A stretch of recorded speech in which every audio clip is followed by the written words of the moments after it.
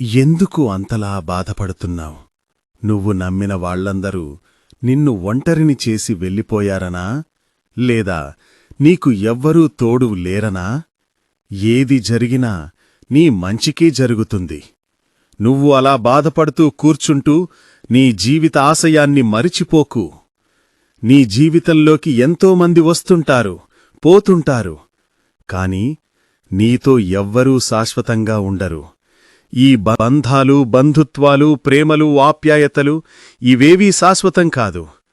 నీకు నువ్వే శాశ్వతం.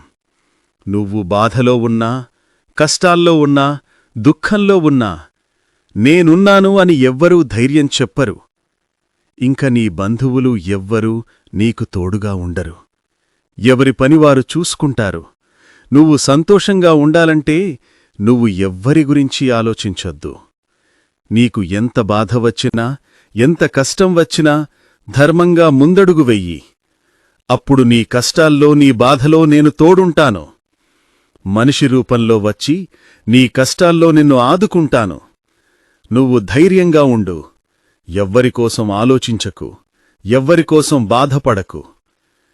ఈ రోజుల్లో అవసరానికి వాడుకునే బంధాలున్నయే తప్ప అవసరానికి నిన్ను ఆదుకునే బంధాలు లేవు. అతిగా ఎవ్వర్నీ నమ్మకు. ఎవ్వరిపైనా నమ్మకం పెట్టుకోకు. నిన్ను నువ్వు నమ్ముకున్న ప్రతిసారీ ఈ బాధలు, కష్టాలు, కన్నీళ్లు ఎప్పటికీ నీ దరి చేరవు. పాపాలు చేసిన వాళ్లు చాలా సంతోషంగా బ్రతుకుతున్నారు. ఏ పాపం చెయ్యని వాళ్లు బాధలు, కష్టాలు, కన్నీళ్లు భరిస్తూ బ్రతుకుతున్నారు. పాపాలు చేసిన వారికి ఎప్పుడు శిక్ష విధిస్తావు శివయ్యా అంటావా? నువ్వు పాపాలు చేసిన వాళ్లు సంతోషంగా ఉన్నారని ఎప్పుడూ అనుకోకు. వారి పాపం పండిన రోజు చిత్రహింసలు, ఇంకా నరకయాతన అన్నీ ఈ భూమిపై అనుభవించేలా చేస్తాను. నువ్వు నిశ్చింతగా ఉండు. నేనున్నాను.